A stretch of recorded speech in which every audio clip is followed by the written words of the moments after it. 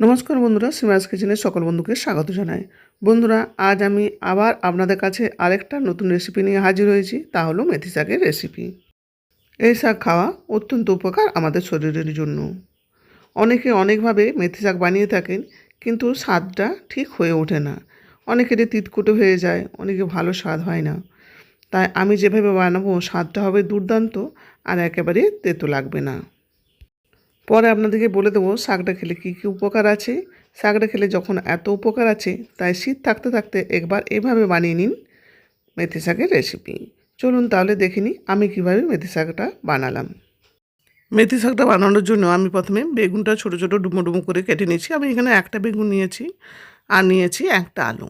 এটাও আমি ছোটো ছোটো করে কেটে নিয়েছি। আপনারা এভাবে ছোটো ছোটো করে কেটে নেবেন। সাথে নিয়েছি একটা পেঁয়াজ, আর দুটো কাঁচা লঙ্কা, আর কয়েক কোয়া রসুন আমি থেতো করে নিয়েছি। চলুন এরপরে দেখে নিই আমি কী করলাম। আপনারা জানেন সিজনে যে শাকগুলো হয়, বিভিন্ন শাকের বিভিন্ন গুণ আছে। যেমন মেথি শাকের ভিটামিন, প্রোটিন, খনিজ, ফাইবার, কার্বোহাইড্রেট আছে। এছাড়াও ওজন কমাতেও সাহায্য করে। আমি এখানে 2 আঁটি মেথি শাক নিয়ে নিয়েছি। মেথি শাকটা যতটা নরম অংশ আছে ততটা আমি বেছে নিয়েছি। তারপর এগুলো পরিষ্কার জল দিয়ে 2বার ভালো করে ধুয়ে নিয়েছি, যাতে বালি না থাকে, এবং জলটা ঝরিয়ে নিয়েছি। এই শাকগুলো আমি ছুরি দিয়ে ছোটো ছোটো টুকরো করে নিলাম। সব শাকগুলো আমার কেটে নেওয়া হয়েছে। এগুলো আবার অন্য পাত্রে রেখে দেবো। চলুন পরের স্টেপে। মেথি শাকটা তৈরি করার জন্য আমি গ্যাসে প্যান চাপিয়ে দিয়েছি, 2 চামচ তেলও দিয়ে দিয়েছি। তেলটা গরম হয়ে গিয়েছে। এবার ডুমো ডুমো করে কেটে রাখা বেগুনগুলো দিয়ে দেবো। এগুলো আমি একটু ভেজে নেবো আগে। আপনারা মেথি শাকটা শুধু বেগুন দিয়ে বা শুধু আলু দিয়েও করতে পারেন। আমি আলু বেগুন দুটো দিয়েই করেছি। বেশ ভালোই লাগে আলু বেগুন দিয়ে খেতে। বেগুনের টুকরোগুলো আমি মিডিয়াম টু লো ফ্লেমে একটু নাড়াচাড়া করে নিলাম। এবার দিয়ে দেবো পরিমাণ মতো নুন, আর অল্প একটু হলুদ। বেগুনটা নুন হলুদের সাথে ভালো করে নাড়াচাড়া করে নেবো। আর যেহেতু কম তেল দিয়ে রান্না করছি, তাই আমি একটু ঢাকা চাপা দিয়ে বেগুনটা সেদ্ধ করে নেব। মাঝখানে আমি একবার ঢাকাটা খুলে নেড়ে নিয়েছিলাম, যাতে বেগুনটা প্যানে না লেগে যায়। দেখুন বেগুনটা আমার অনেকটাই সেদ্ধ হয়ে গিয়েছে। আমি এবার খোলা অবস্থায় একটু নেড়ে নেব। দেখুন আমার বেগুনটা ভাজা হয়ে গিয়েছে, বেশ সুন্দর ভাজাটা দেখতে লাগছে। এবার আমি এটা অন্য পাত্রে তুলে নেব। এবার এই প্যানেই আমি দিয়ে দিলাম আরও 2 চামচ তেল। তেলটা গরম হয়ে গিয়েছে। এবার দিয়ে দেবো আমি আলুর টুকরোগুলো আমি কিছুক্ষণ ভেজে নেব। ফ্লেমটা আমি আলু ভাজার সময় তো মিডিয়াম টু লো ফ্লেমেই রেখেছি।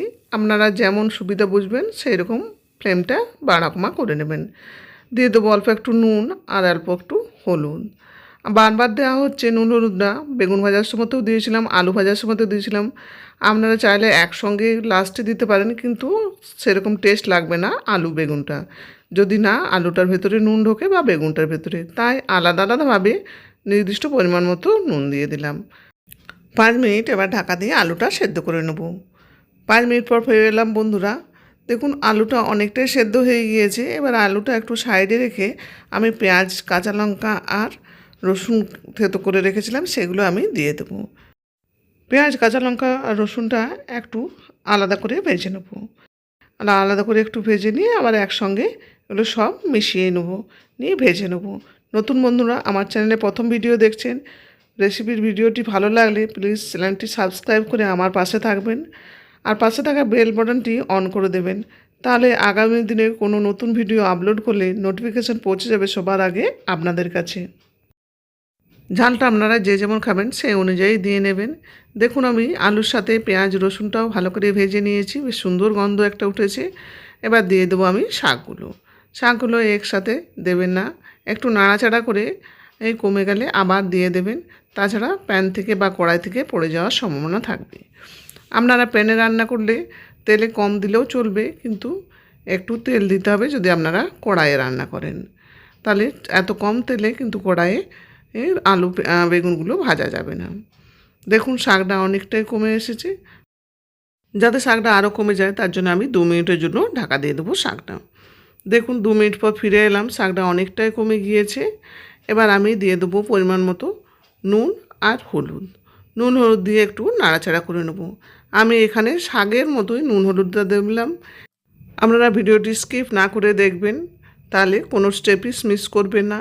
আমি এখানে কিন্তু বারবার নুন দিয়েছি, আমি 3বার নুন দিয়েছি আর হলুদ দিয়েছি বেগুন ভাজা, আলু ভাজা এবং শাকের সাথে। নুন হলুদ দেওয়ার পর আমি নাড়াচাড়া করে নিয়েছি। এবার 5 মিনিটের জন্য আমি ঢাকা দিয়ে সেদ্ধ করে নেব। বন্ধুরা 5 মিনিট পর ফিরে এলাম। দেখুন শাকটা অনেকটাই কমে গিয়েছে, কিন্তু এখনও রান্না শেষ হয়নি। এবার আমি শাকটা নাড়াচাড়া করে নেব আর সাইডে লঙ্কাগুলো রেখে দেবো। লঙ্কাগুলো যদি এবার নাড়াচাড়া করার সময় মিশিয়ে দিই, লঙ্কাগুলো সেদ্ধ হয়ে গেছে, আরও ঝাল হয়ে যাবে, তাই আমি সাইডে রেখে দেবো। দেখুন আমি নাড়াচাড়া করে নিয়েছি। এবার বেগুনগুলো আমি দিয়ে দেবো সাথে। বেগুনগুলো দিয়ে আমি 2 থেকে 3 মিনিটের মতন নাড়াচাড়া করে ভেজে নেবো শাকটা। টেস্টে ব্যালেন্সের জন্য দিয়ে দেবো অল্প একটু চিনি। মেথি শাক রান্না এইভাবে আপনারা ট্রাই করে দেখতে পারেন বাড়িতে। আশা করি আপনাদেরও এই শাক গরম ভাতের পাতে খুব সুন্দর লাগবে, একেবারেই তেতো লাগবে না। সেরা স্বাদে মেথি শাকের রান্নার ভিডিওটা যদি আপনাদের ভালো লাগে, প্লিজ একটা লাইক দিয়ে কমেন্ট করতে ভুলবেন না। দেখুন মেথি শাকের রান্নাটা আমার হয়ে গিয়েছে। মাঝে মাঝে আমি নাড়াচাড়া করে বেশ সুন্দর একটা শাক রান্না তৈরি করে নিয়েছি মেথি শাকে। দেখুন খুব সুন্দর দেখতে লাগছে আর গন্ধটাও বেশ সুন্দর উঠেছে। আমার আলু বেগুন দিয়ে মেথি শাক ভাজাটা হয়ে গিয়েছে। এবার আমি গ্যাস অফ করে দেবো। আলু বেগুন দিয়ে মেথি শাক রান্না পরিবেশনের জন্য রেডি। গরম ভাতের পাতে এরকম একটা দুর্দান্ত রেসিপি আপনারা এইভাবে একবার ট্রাই করে দেখতে পারেন। আর বন্ধুরা, আজকে রান্নার ভিডিও যদি ভালো লাগে, please like, share and subscribe করে আমার পাশে থাকবেন। সবাই সুস্থ থাকুন, ভালো থাকুন। আজকের ভিডিওটি শেষ পর্যন্ত দেখার জন্য ধন্যবাদ।